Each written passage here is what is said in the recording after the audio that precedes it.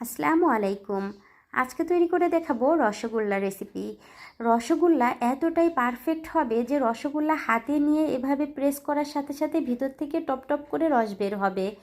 খুবই কম খরচে কম সময়ে কিভাবে এতটা স্পঞ্জি এবং রসালো রসগোল্লা বানাবেন, আজকে সেই রেসিপি আপনাদের সাথে শেয়ার করব। আশা করি আমার এই ভিডিওটি খুবই ভালো লাগবে, তাই বলবো শুরু থেকে শেষ পর্যন্ত দেখে নিন। খুব কম খরচে মাত্র 100 টাকা খরচ করে আপনারা 1000 টাকার রসগোল্লা বাসায় ইজিলি বানিয়ে নিতে পারবেন। একবার যদি এভাবে রসগোল্লা বানিয়ে বাসার কাউকে খাওয়ান, 100% গ্যারান্টি দিয়ে বলছি আর কখনোই আপনাকে দোকান থেকে রসগোল্লা কিনে খেতে হবে না। বাসার সবাই খেয়ে তো প্রশংসা করবেই, এমনকি বাসায় আসা কোনো গেস্ট যদি এভাবে একবার আপনার হাতের রসগোল্লা খায়, সেও আপনার ফিদা হয়ে যাবে। চলুন তাহলে দেখিয়ে দিই কিভাবে বানাবেন এরকম রসগোল্লা। শুরুতে এখানে আমি 1/2 লিটারের দুটো দুধের প্যাকেট নিয়েছি, এটা গরুর দুধ। প্রথমে আমি একটি প্যানের মধ্যে এই দুধের প্যাকেট থেকে দুধটা বের করে নিচ্ছি। 2 প্যাকেট দুধই আমি কেটে এভাবে প্যানের মধ্যে নিয়ে নিলাম। এখন আমি প্যানটাকে চুলায় বসিয়ে দিয়েছি এবং অনবরত নেড়েচেড়ে আমি জাল দিয়ে নিচ্ছি। 2 থেকে 3টা ফুট যখন চলে এসেছে তখন আমি এখানে চুলার লেভেলটা একদম কমিয়ে দিয়েছি। এদিকে আমি 2 টেবিল চামচ পানির মধ্যে 1 টেবিল স্পুন পরিমাণে ভিনেগার মিশিয়ে নিয়েছি। এখন এই ভিনেগার মিশ্রিত পানিটি আমি দুধের মধ্যে দিয়ে দিলাম। দেওয়ার সাথে সাথেই কিন্তু ছানা পাকাতে শুরু হয়ে গিয়েছে। এবার আমি চুলাটা বন্ধ করে দিয়েছি। ছানা থেকে এবার আমি পানিটাকে আলাদা করে নিব, সেজন্য আমি একটি সেকনির মধ্যে একটা শুকনা কাপড় দিয়ে দিলাম। এরকম একটি সাদা কাপড়ই নেবেন, এতে করে কিন্তু এই ছানার কালারটা একটুও চেঞ্জ হবে না। এবার আমি এই কাপড়টাকে এভাবে ধরে পানিটাকে আলাদা করে ফেলে দিচ্ছি। পানিটা প্রথমে ফেলে দিব, তারপরে আমি এই ছানাগুলোকে 3 থেকে 4 বার পানি পাল্টিয়ে পাল্টিয়ে খুব ভালো করে ধুয়ে নিব, যাতে করে ভিনেগারের যে একটা ব্যাড স্মেল থাকে এই স্মেলটা পুরোপুরি চলে যায়। ব্যাস, ছানাটা আমার পরিষ্কার করে ধোয়া হয়েছে। এবার আমি চিপড়িয়ে নিচ্ছি, অর্থাৎ এই ছানার মধ্যে যতটা পানি ছিল পুরো পানিটাকে এভাবে চেপে চেপে বের করে নিচ্ছি।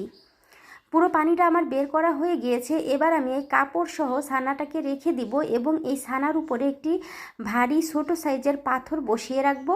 এভাবে আমি 15 মিনিট রেখে দিয়েছিলাম। 15 মিনিট পরে আমি ছানাগুলোকে একটি প্লেটের মধ্যে নিয়ে নিলাম। এবার আমি খুব ভালো করে ছানাগুলোকে মথে নিচ্ছি। এই মথার কাজটা একটু সময় নিয়ে করতে হবে। আমি 15 থেকে 20 মিনিট ধরে খুব ভালো করে একদম প্রেস করে করে ছানাগুলোকে মেখে নিয়েছি। ছানাটা যত ভালো করে মাখা যাবে মিষ্টির শেপটা কিন্তু ততটাই ভালো হবে। কিছু সময় মাখার পরে এরপরে আমি এটার মধ্যে 1/2 টেবিল স্পুন পরিমাণে ময়দা অ্যাড করে দিয়েছি। অল্প অল্প করে ময়দা দিয়ে ছানাগুলোকে আমি আরও ভালো করে মেখে নিচ্ছি। এই ময়দাটা দেওয়ার কারণে কিন্তু ছানার শেপটা, অর্থাৎ আমরা যখন এই ছানা দিয়ে মিষ্টি তৈরি করব, এই মিষ্টির শেপটা কিন্তু একদম পারফেক্ট হবে। দেখুন, লম্বা সাইজের একটা রোল বানিয়ে নিয়েছি। এবার আমি একটা নাইফের সাহায্যে ছোটো ছোটো করে কেটে নিচ্ছি। এখানে আমি যতটুক সাইজের রসগোল্লা বানাবো ঠিক ততটুক সাইজ করে সবগুলো কেটে নিয়েছি। সবগুলো মিষ্টির শেপ একই রকম হবে যদি এভাবে আপনি কেটে নেন। এবার আমি হাতের তালুর মধ্যে নিয়ে একদম ঘষে ঘষে খুব সুন্দরভাবে গোল একদম শেপ দিয়ে নিচ্ছি, অর্থাৎ রসগোল্লা যেমন মিষ্টি গোল শেপের হয় ঠিক সেরকম গোল শেপের আমি বানিয়ে নিয়েছি। সবগুলো ছানার বল আমি এইভাবে বানিয়ে নিলাম।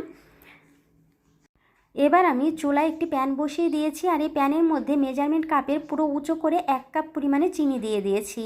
1 কাপ চিনির জন্য আমি এখানে 5 কাপ পানি ব্যবহার করছি। যেহেতু আমি 1 কেজি দুধ দিয়ে ছানা বানিয়ে মিষ্টি তৈরি করব, সেই অনুপাতে আমি 1 কাপ চিনির সঙ্গে 5 কাপ পরিমাণে পানি দিয়ে দিয়েছি। মেজারমেন্টটা আপনারা মনে রাখবেন। এবার আমি সুন্দর একটা স্মেলের জন্য দিয়ে দিয়েছি 4টি ছোটো এলাচ। খুব ভালো করে নেড়ে চেড়ে এই চিনির শিরাটায় আমি 2টো ফুট দিয়ে নিয়েছি। যখন এভাবে ফুট চলে এসেছে তখন আমি এখানে ছানার বলগুলোকে আস্তে আস্তে করে দিয়ে দিলাম। ছানার বলগুলো দেওয়ার পরে কোনো ধরনের নাড়াচাড়া না দিয়ে ঢাকনা দিয়ে ঢেকে আমি মিডিয়াম ফ্লেমে পুরো ঘড়ি ধরে 10 মিনিট এটাকে রান্না করেছি। ঠিক 10 মিনিট পরে আমি ঢাকনাটা তুলে নিলাম। দেখুন, বলগুলো কিন্তু নিজে থেকেই ঘুরতে শুরু করেছে। যদি পারফেক্টভাবে বলগুলো তৈরি করা হয় তাহলে এটা নিজে থেকেই ঘুরতে থাকে। এবার আমি হালকা হাতে একটু নেড়েচেড়ে সবগুলোকে মিশিয়ে দিলাম। এবার চুলার লেভেলটা মিডিয়ামে রেখে আমি ঢাকনা ছাড়া আরও 10 মিনিট রান্না করেছি। ঠিক 20 মিনিট হয়েছে।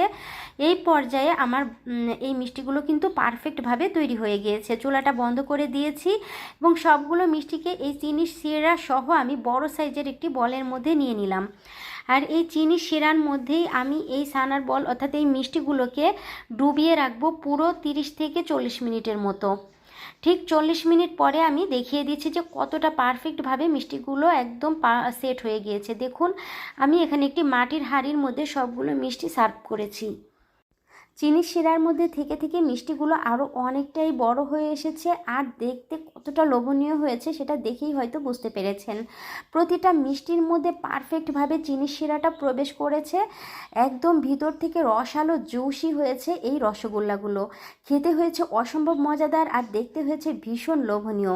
একবার যদি এভাবে বাসায় নিজে মিষ্টি বানিয়ে নেন, 100% গ্যারান্টি দিয়ে বলছে আর কখনোই মিষ্টির দোকান থেকে মিষ্টি কিনে খেতে হবে না।